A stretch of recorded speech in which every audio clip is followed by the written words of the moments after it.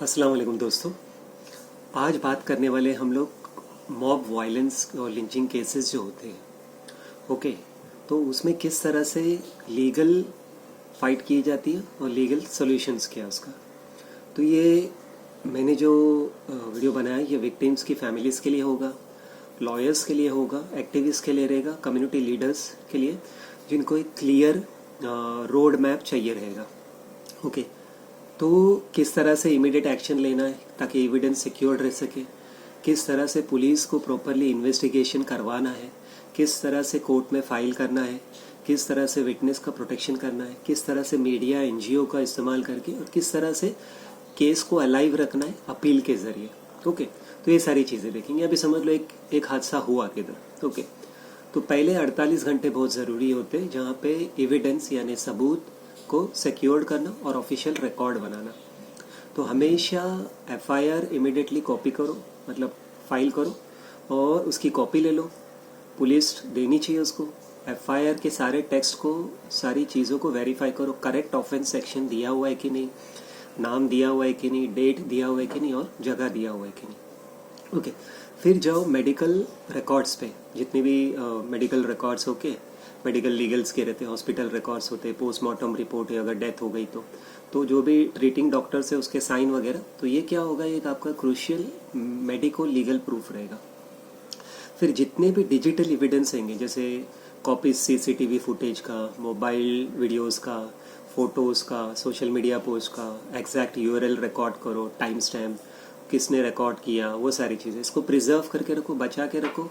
Okay okay, ताकि आपके इसके लिए फिर न्यूट्रल आई विटनेस देखो और लोकेट करो और उनसे ये ले लो, जैसे शॉपकीपर्स हो गए, ऑटो ड्राइवर्स हो गए, उनके पूरा नाम, एड्रेस, फ़ोन नंबर पॉसिबल हो तो, और शॉर्ट रिटर्न स्टेटमेंट भी ले लो।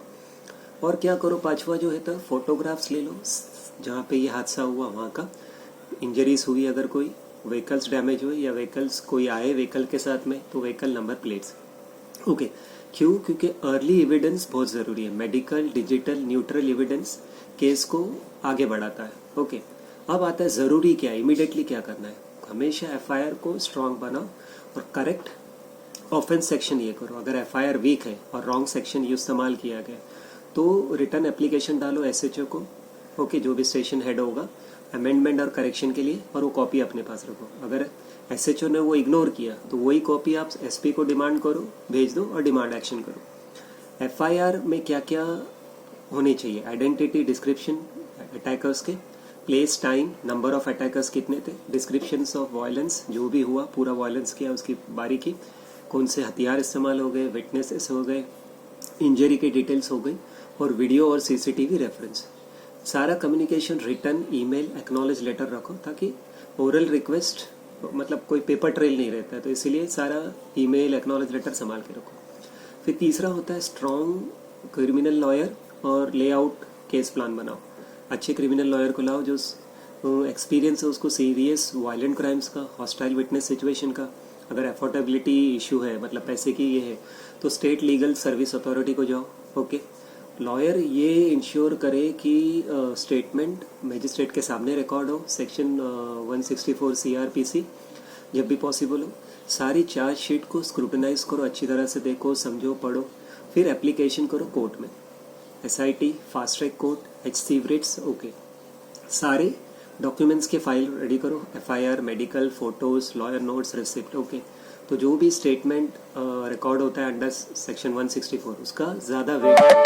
ओके, फिर आता है कि रिकॉर्ड विटनेस स्टेटमेंट, उनका भी मैजिस्ट्रेट के अंदर होना चाहिए। तो इन्वेस्टिगेशन ऑफिसर को रिक्वेस्ट करो तो सारे की विटनेस स्टेटमेंट जो है 164 सीआरपीसी के मैजिस्ट्रेट के सामने हो, ना कि पुलिस स्टेटमेंट के अंदर सेक्शन 161 के। अगर आईओ ने डीली किया तो लॉयर फाइल कर सकते हैं एप्लीकेशन चीफ जुडिशियल मैजिस्ट्रेट के सामने रिकॉर्डिंग ऑफ स्टेटमेंट के लिए। सेक्शन 164 जो रहता है वो क्रेडिबिलिटी ज़्यादा होता है कोर्ट में, तो चांसेस ऑफ विटनर जो रहता है बाद में वो हॉस्टाइल हो गया, वो ऐसा नहीं होगा क्योंकि मैजिस्ट्रेट के सामने ये किया। ओके, तो आप ये कर सकते हो, इसमें सैम्पल वर्डिंग्स आप दे सकते हो विटनेस में जो भी है कि आईओ डीलिंग जुडिशियल रिकॉर्डिंग कर रहा है, तो हम आप डायरेक्शन दो कि रिकॉर्ड स्टेटमेंट हो। फिर होता है पांचवा, ask for special investigation senior office और सुपरविजन। अगर कुछ आपको लगता है कि पुलिस बायसनेस कर रही है, बराबर नहीं कर रही है, एकदम धीरे इन्वेस्टिगेशन है, एविडेंस डिसअपियर हो रहे, लोकल पॉलिटिकल प्रेशर है, तो इमीडिएटली आप एसपी सुपरिटेंडेंट ऑफ पुलिस को लेटर लिख के दे दो कि ये चीज़ स्पेशल इन्वेस्टिगेशन टीम बनाई जाए और ये काम करे। अगर लोकल एडमिनिस्ट्रेशन रिफ्यूज़ कर रहा है या वो नहीं कर रहा है तो आप हाई कोर्ट को आप अप्रोच कर सकते हैं रिट या पीआईएल, ओके, री इन्वेस्टिगेशन करने के लिए, या एक ऐसे एजेंसी को जो इम्पार्शियल हो, जो पार्शियलिटी न करे, ओके। तो एक चीज़ याद रखिए कि कॉन्स्टिट्यूशनल कोर्ट, हाई कोर्ट और सुप्रीम कोर्ट ही री इन्वेस्टिगेशन ट्रांसफर कर सकते हैं केस में, ओके। फिर सैम्पल पिटीशन कोर्ट्स पॉइंट जो वो क्या याद रखना है, डिले या फेलियर नहीं होना चाहिए इन्वेस्टिगेशन में, एविडेंस में कुछ ये नहीं होना चाहिए, और इंडिपेंडेंट एजेंसी। फिर होता है विटनेस प्रोटेक्शन के लिए भी अप्लाई करें। अगर विटनेस को डर है या धमकी दी जा रही है तो रिटर्न एप्लीकेशन डालो विटनेस प्रोटेक्शन स्कीम के अंदर। 2018 डिस्ट्रिक्ट मजिस्ट्रेट को पुलिस प्रोटेक्शन सेल के लिए थ्रेट असेसमेंट और मेजर जो भी है वो बता दो, relocation, identity change, security cover होगा, फिर सेफ कोर्ट फैसिलिटीज़ होगा, तो सारी चीज़ वो विटनेस को दिया जाएगा। तो की प्रोटेक्शन क्या रहता है, यही उनको दूसरी जगह पे शिफ्ट किया जाता है, ट्रांसपोर्ट को बराबर जब कोर्ट में लाया जाए तो प्रॉपरली ये होता है प्रोटेक्टेड, कोर्ट रूम्स रहेगा, टेक्निकल प्रोटेक्शन रहेगा, सीसीटीवी, पैनिक बटन, जो भी है सारी चीज़। फिर फास्ट ट्रायल और स्पेशल पब्लिक प्रोसिक्यूटर की डिमांड करें। Fast track trial mob violence और लिंचिंग केस के लिए कोर्ट और स्टेट पुलिस ये डिमांड कर सकती है। आप भी कोर्ट को बोल सकते हो कि स्पेशल पब्लिक प्रोसिक्यूटर रखो वायलेंट क्राइम के लिए, क्योंकि ऑर्डिनरी डिले क्या होता है, धीरे धीरे धीरे क्या होता है, वो एविडेंस और बाकी सारी चीज़ें, प्रेशर, विटनेस सब हटते रहते हैं। फिर चार्जशीट की 8वीं जो चार्जशीट की स्क्रूटिनी करें, वीक चार्जशीट नहीं ले। अगर पुलिस फाइल कर रही है चार्जशीट सेक्शन 173 सीआरपीसी, तो विक्टिम्स के जो लॉयर्स हैं, ओके, वो केयरफुली रिव्यू करें, सारे एक्यूज के नाम दिए गए, सीरियस सेक्शन दिए हुए, attempt to murder, murder, rioting, criminal conspiracy, murder, furtherance of common object, सारी चीज़ें जो इन्वोक की, वो डिजिटल एविडेंस भी इंक्लूड करना चाहिए। तो विटनेस लिस्ट सारी कंप्लीट हो गई, ओके। अगर आपको लगता है कि एविडेंस मिसेस है, चार्जेस डायल्यूटेड है, तो एप्लीकेशन करो फर्दर, ओके, कि इन्वेस्टिगेशन होना चाहिए, सप्लीमेंट्री चार्जशीट, और उस तरह से अप्रोच करो कोर्ट को कि री इन्वेस्टिगेशन के लिए। अगर केस को कमज़ोर किया जा रहा है, ओके, अगर कुछ रहते हैं, कुछ ऑफिसर्स भी रहते हैं, तो इसमें क्या होगा कि आप हाई कोर्ट को जा सकते हो, इन्वेस्टिगेशन न्यूट्रल एजेंसी को डालो, सीबीआई को, एनआईए को, अप्रोप्रिएट होगा, मॉनिटर ड्रॉप करो, ऑर्डर एसआईटी को या डायरेक्ट स्टेट को विटनेस प्रोटेक्शन के लिए, ओके। फिर कॉन्स्टिट्यूशनल कोर्ट का भी जो रहता है कि वो आपको पावर दिया जाता है कि लोकल सिस्टम अगर फेल हुआ तो आप क्लियर एफिडेविट और एविडेंस के साथ में तैयार है। फिर मीडिया और एनजीओ को प्रॉपरली इस्तेमाल करो, फैक्ट्स लो, उसमें कुछ भी ऐड मत करो। मीडिया को पब्लिक अटेंशन के लिए, मगर कोऑर्डिनेट करो लॉयर को क्या फैक्चुअल एविडेंस शेयर करना है, फोटोज, मेडिकल, टाइमलाइंस, ओके। कोई भी लैंग्वेज ऐसी अवॉइड करो जिससे सेंसेशनल एलिगेशन होगा, ओके, जिससे कंटेम्प्ट हो सकता। फिर जितने भी ह्यूमन राइट्स एनजीओस है, स्टेट के लीगल सर्विस है मॉनिटरिंग के लिए, नेशनल ह्यूमन राइट्स है, फिर आप अगर आपको लगता है तो इंटरनेशनल ह्यूमन राइट्स को भी अप्रोच करो, ओके, डॉक्यूमेंटेशन के लिए, फंडिंग सपोर्ट के लिए और सॉलिडरिटी के लिए जो भी। फिर फॉल्स काउंटर एफआईआर भी करते हैं कुछ लोग, तो उससे पहले ही प्रोटेक्ट करो।